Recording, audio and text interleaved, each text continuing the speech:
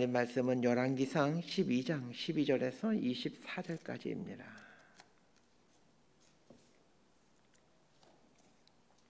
열왕기상 12장 12절에서 24절까지 말씀 번갈아가며 읽습니다. 제가 먼저 읽겠습니다. 3일 만에 여로보암과 모든 백성이 르호보암에게로 나와왔으니 이는 왕이 명령하여 이르기를 3일 만에 내게로 다시 오라 하였습니다. 왕이 포악한 말로 백성에게 대답할세 노인의 자문을 버리고 어린 사람들의 자문을 따라 그들에게 말하여 이르되 내 아버지는 너희의 멍에를 무겁게 하였으나 나는 너희의 멍에를 더욱 무겁게 할지라. 내 아버지는 채찍으로 너희를 징계하였으나 나는 정갈 채찍으로 너희를 징치하리라 하니라. 왕이 이같이 백성의 말을 듣지 아니하였으니 이 일은 여호와께로 말미암아 난 것이라. 여호와께서 전에 실로 사람 아이야로 느밧의 아들 여로보암에게 하신 말씀을 이루게 하심이더라. 온 이스라엘이 자기들의 말을 왕이 듣지 아니함을 보고 왕에게 대답하여 이르되 우리가 다윗과 무슨 관계가 있느냐? 이새의 아들에게서 받을 유산이 없도다. 이스라엘아 너희의 장막으로 돌아가라. 다윗이여 이제 너는 내 집이나 돌아보라 하고 이스라엘의 그 장막으로 돌아가니라. 그러나 유다 성읍에 사는 이스라엘 자손에게는 르호보암이 그들의 왕이 되었더라. 르호보암 왕이 역군의 감독 아도람을 보냈더니 온 이스라엘이 그를 돌로 쳐 죽인지라. 르호보암 왕이 급히 수레에 올라 예루살렘으로 도망하였더라. 이에 이스라엘이 다윗의 집을 배반하여 오늘까지 이르렀더라. 온 이스라엘이 여로보암이 돌아왔다 함을 듣고 사람을 보내 그를 공회로 청하여 온 이스라엘 왕으로 삼았으니 유다 지파 외에는 다윗의 집을 따른 자가 없으니라. 르호보암이 예루살렘에 이르러 유다 온 족속과 베냐민 지파를 모으니 택한 용사가 18만 명이라. 이스라엘 족속과 싸워 나라를 회복하여 솔로몬의 아들 르호보암에게 돌리려 하더니 하나님의 말씀이 하나님의 사람 스마야에게 임하여 이르시되 솔로몬의 아들 유다왕 르호보암과 유다와 베냐민 온 족속과 또 그 남은 백성에게 말하여 이르기를 24절 함께 읽습니다. 여호와의 말씀이 너희는 올라가지 말라. 너희 형제 이스라엘 자손과 싸우지 말고 각기 집으로 돌아가라. 이 일이 나로 말미암아 난 것이라 하셨다 하라 하신지라. 그들이 여호와의 말씀을 듣고 그 말씀을 따라 돌아갔더라. 아멘. 솔로몬이 이제 유명을 달리하게 되었습니다. 사람은 반드시 죽습니다. 죽는다라는 것은 끝난다라는 것만을 의미하지 않습니다. 어리석은 사람들은 죽으면 모든 게 끝난다라고 생각합니다. 그렇지 않습니다. 죽는다는 것은 하나님 앞에 선다는 것을 말합니다. 어떤 목사님의 그 죽음에 대한 정의가 참으로 깊은 통찰을 줍니다. 그분이 이렇게 죽음을 정의하고 있는 걸 보았습니다. 죽는다는 것은 다른 사람이 내 책상을 열어보는 것이다. 내가 죽게 되면 누군가는 내 책상을 열어보게 됩니다.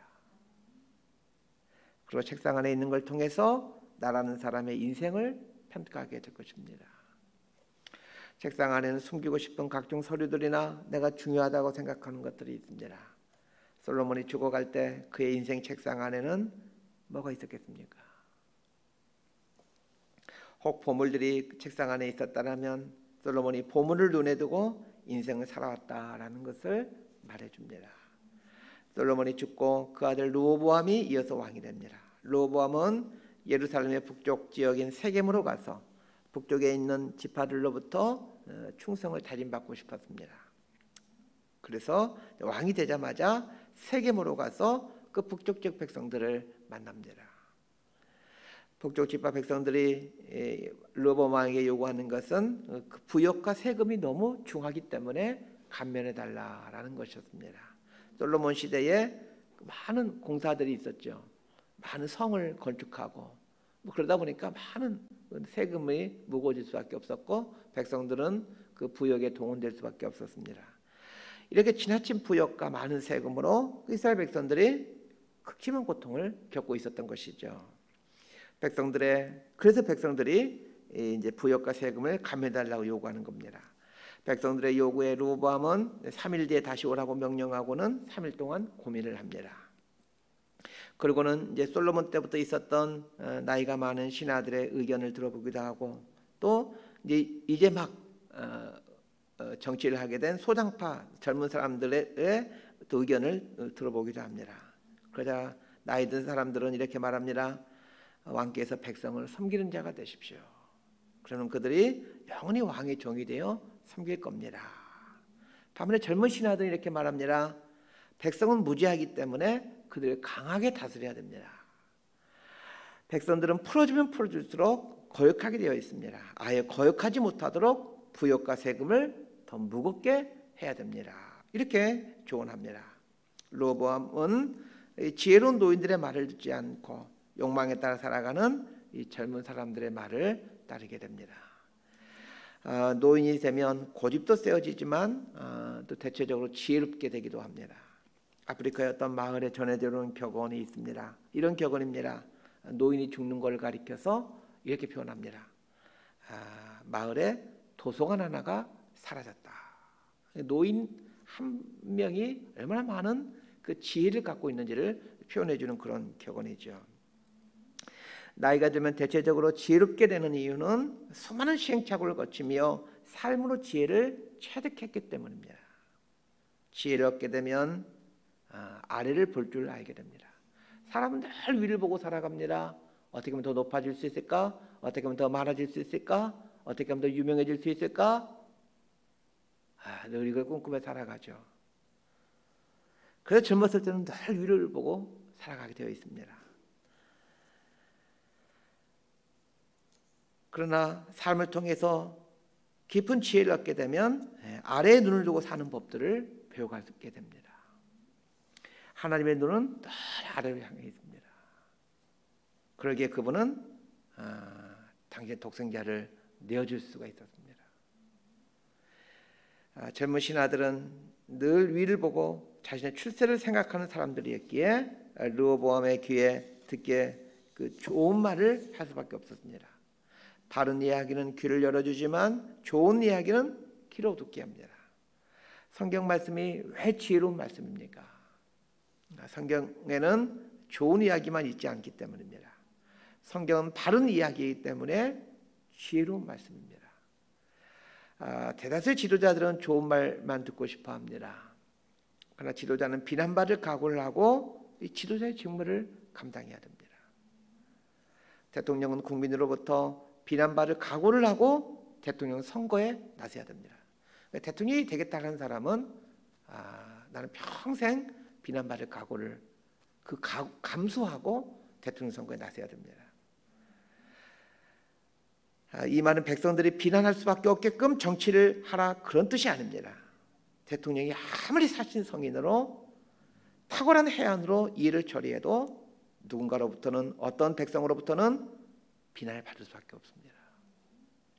내가 이렇게까지 희생하고 백성을 섬기는데도 나를 비난해? 이런 생각이 드는 순간 그 사람은 더 이상 지도자가 아닙니다. 그건 목사도 마찬가지입니다. 최선을 다해 말씀을 준비하고 최선을 다해 성도들 섬겨야 됩니다. 그럼에도 불구하고 비난받을 각오를 감수해야 됩니다. 그 비난을 받아들일 만한 그 마음의 여백, 마음의 역량이 되었을 때 그제서야 목사가 됩니다. 지도자라고 완벽한 사람이 아닙니다. 그래서 지도자를 도와주기 위해 참모들이 있습니다. 지도자는 참모들의 이야기를 잘 듣고 보다 나은 판단을 하게 됩니다. 그러나 르호보암은 이 지혜로운 노인들의 말을 듣지 않았습니다. 자신에게 좋은 말로 아부하는 젊은 사람들 말에 귀를 기울였습니다. 자, 12절에서 15절까지 말씀 함께 읽습니다. 시작. 3일 만에 여로보암과 모든 백성이 르호보암에게 나와왔으니 이는 왕이 명령하여 이르기를 3일 만에 내게로 다시 오라 하였습니다. 왕이 포악한 말로 백성에게 대답할세 노인의 자문을 버리고 어린 사람들의 자문을 따라 그들에게 말하여 이르되 내 아버지는 너희의 멍에를 무겁게 하였으나 나는 너희의 멍에를 더욱 무겁게 할지라. 내 아버지는 채찍으로 너희를 징계하였으나 나는 정갈 채찍으로 너희를 징치하리라 하니라. 왕이 이같이 백성의 말을 듣지 아니하였으니 이는 여호와께로 말미암아 난 것이라. 여호와께서 전에 실로 사람 아히야로 느밧의 아들 여로보암에게 하신 말씀을 이루게 하심이더라.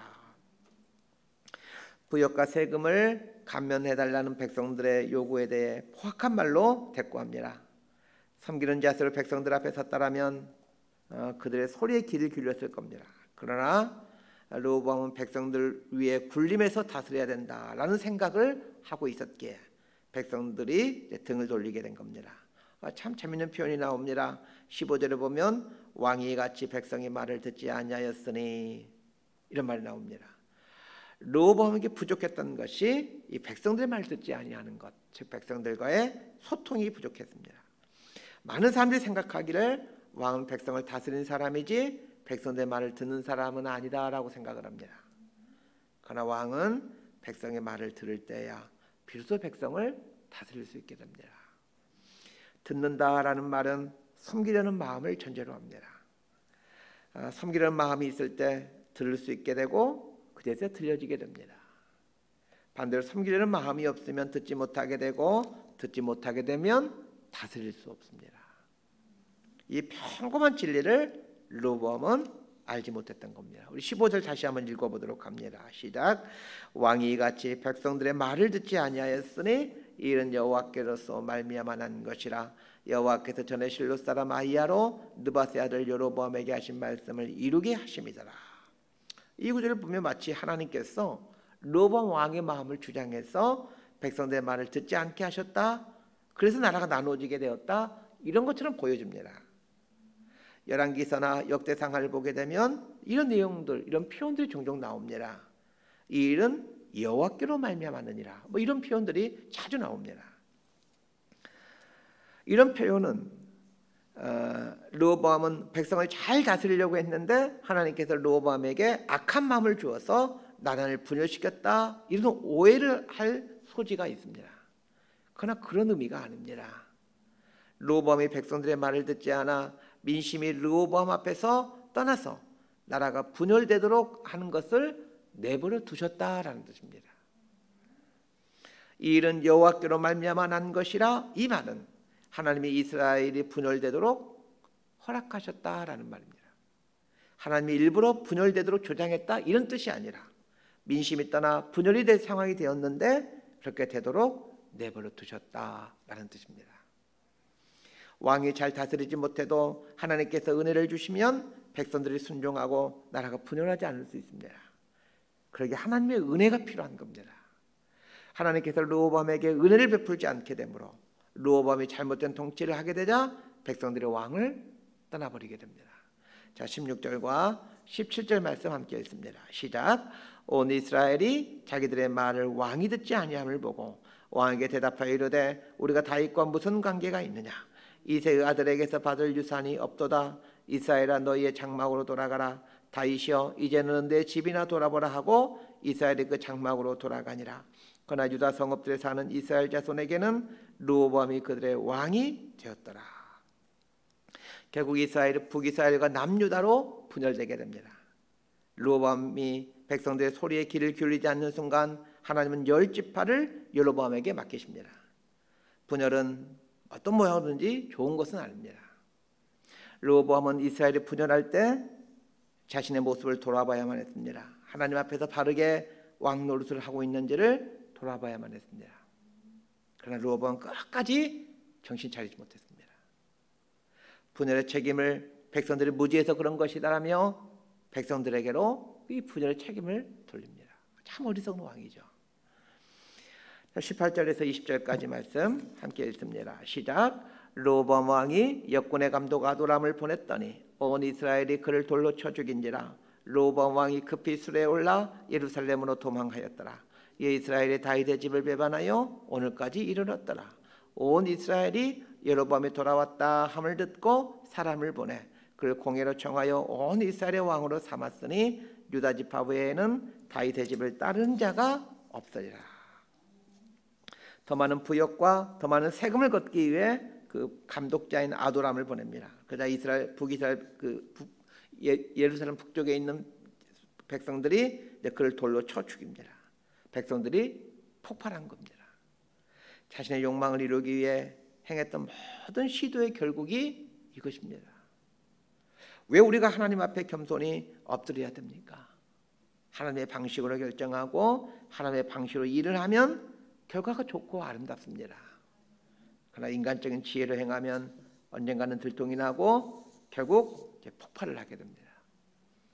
인간적인 방법이 성공하면 사람은 어리석게도 그 다음에도 또 인간적인 방법을 계속해서 사용합니다. 계속해서 인간적인 방법을 사용하다 보면 결국에는 탄로가 나게 되고 진실이 파헤쳐지게 됩니다. 솔로몬의 집권 후반기에 무리한 부욕으로 인해 백성들이 힘들어하고 있는 걸 보면서 르호보암은 깨달아야만 했습니다. 우리 이스라엘 백성들이 이 심한 부욕으로 힘들어하는구나. 민심이 좋지 않구나. 르호보암은 왕이 되었을 때는 그들을 위로하는 정치를 펼쳐야만 했습니다. 그러나 그렇게 하지 않았습니다. 21절에서 24절까지 말씀 함께 읽습니다. 시작. 르호보암이 예루살렘에 이르러 유다 온 족속과 베냐민 지파를 모으니 택한 용사가 18만 명이라. 이스라엘 족속과 싸워 나라를 회복하여 솔로몬의 아들 르호보암에게 돌리려 하더니 하나님의 말씀이 하나님의 사람 스마야에게 임하여 이르시되 솔로몬의 아들 유다 왕 르호보암과 유다와 베냐민 온 족속과 또 그 남은 백성에게 말하여 이르기를 여호와의 말씀이 너희는 올라가지 말라. 너희 형제 이스라엘 자손과 싸우지 말고 각기 집으로 돌아가라. 이 일이 나로 말미암아 난 것이라 하셨다 하라 하신지라. 그들이 여호와의 말씀을 듣고 그 말씀을 따라 돌아갔더라. 이스라엘 백성들이 역군 감독이었던 아도람을 죽이고 여로보암을 자신들의 왕으로 추대합니다. 자, 이렇게 해서 북이스라엘이 탄생되게 되는 겁니다. 이때부터 이스라엘은 남유다 그리고 북이스라엘로 나눠지게 되죠. 10지파가 여로보암에게로 가게 되자 이제 남유다의 르호보암 왕은 군대를 소집해서 이 북이스라엘을 점령하고자 합니다. 이제 북이스라엘이 막 생겨났더니 뭐 군대도 정비되지 않았을 것이고 여러 가지가 어수선한 상황에 있을 겁니다. 이때가 르호보암은 이제 그들을 통일할 수 있는 적기라고 생각했던 것 같습니다. 르호보암이 보기에는 반란이었기 때문에 그들을 이제 점령하고자 했던 것이죠. 그러나 이 반란은 하나님께서 허락하신 반란입니다. 군대를 모아서 전쟁을 하려는 르호보암에게 하나님은 스마야 선지자를 통해 전쟁을 하지 말라고 말씀하십니다. 그래서 르호보암이 철군을 하게 됩니다. 성경 잘 보시게 되면 르호보암이 왕이 된 이후의 모습을 유심히 잘 보시길 바랍니다. 그가 왕이 된 후 하나님 앞에 나아가서 하나님 앞에 섰다 이런 표현이 단 한 번도 등장하지 않습니다. 모든 것을 자신의 생각에서 나온 대로 결정합니다. 하나님의 말씀을 듣는 영적 민감함이 왕에게서 사라져버린 것입니다. 다윗은 매 순간 하나님께 묻고 또 물었죠. 전쟁할 때 보세요. 계속 묻습니다. 하나님 치러 올라가야 됩니까? 말아야 됩니까? 블레셋을 우리에게 붙이시겠습니까? 안 붙이시겠습니까? 어떻게 저들을 공격해야 됩니까? 세밀한 것까지 하나하나 다 묻습니다. 그렇게 다윗 때는 나라가 부강했고 평강할 수 있었습니다. 그러나 르호보암은 그렇지 않았습니다. 르호보암이 하나님의 소리를 듣지 못하자 하나님은 선지자를 통해서 하나님의 뜻을 건네주게 됩니다. 이스라엘이 이방 민족들에게 패망하게 된 결정적인 이유는 왕이 하나님에게서 떠났기 때문입니다. 가장이 하나님에게서 떠나면 가정이 바르게 세워질 수 없습니다. 목사가 하나님에게서 떠나면 교회가 바르게 세워질 수 없습니다. 대통령이 하나님에게 떠나면 나라가 바르게 세워질 수 없습니다. 어머니가 하나님에게 떠나면 자녀들이 바르게 세워질 수 없습니다. 이거는 변할 수 없는 하나님의 법칙입니다. 말씀 정리합니다. 듣는 것이 지혜입니다. 지도자라면 백성들의 말을 들을 줄 알아야 합니다. 그러나 무엇보다도 들어야 되는 것은 하나님의 말씀입니다. 솔로몬이 하나님의 말씀에서 떠나고 르호보암이 하나님 앞에서 떠나게 되자 이스라엘은 나눠지게 됩니다. 르호보암은 하나님의 백성인 이스라엘을 다스릴 역량이 되질 않았습니다. 그래서 10지파를 여로보암에게 맡기시는 겁니다. 하나님은 하나님의 말씀 앞에 서 있는 지도자에게 사람을 맡기시고 일을 맡기십니다. 사람을 맡기고 일을 맡겠다라는 말은 하나님께서 그에게서 원하신 일이 있으시다라는 얘기입니다. 많은 걸 달라고 구하기 전에 하나님 앞에 서 있는 훈련을 하시길 바랍니다. 때가 되면 하나님은 사람을 맡겨주시고 또 돈을 맡겨주시고 일을 맡겨주십니다. 중요한 것은 우리에게 중요한 일은 하나님 앞에 서서 그 역량을 길러가는 일입니다. 하나님께 귀하게 쓰임받는 저와 여러분의 삶이 되기를 진심으로 소망하고 축복합니다. 기도하겠습니다. 하나님 아버지, 하나님을 떠나서는 아무것도 할 수 없다는 것을 깨닫게 됩니다. 하나님의 은혜가 없이는 아무것도 할 수 없음을 알게 되기를 원합니다. 우리가 하나님에게서 떠나게 되게 되면 은혜가 떠난다는 것을 알게 됩니다. 매 순간 하나님 앞에 서게 되는 지혜를 우리에게 허락하여 주옵소서. 그래서 하나님의 뜻과 하나님의 방법대로 우리에게 맡겨주신 사람과 재물과 일을 잘 관리해 갈 수 있도록 은혜를 내려 주옵소서. 감정대로 일하지 않게 하시고 내 생각대로 일하지 않을 수 있도록 제대 마음을 붙들어 주옵소서.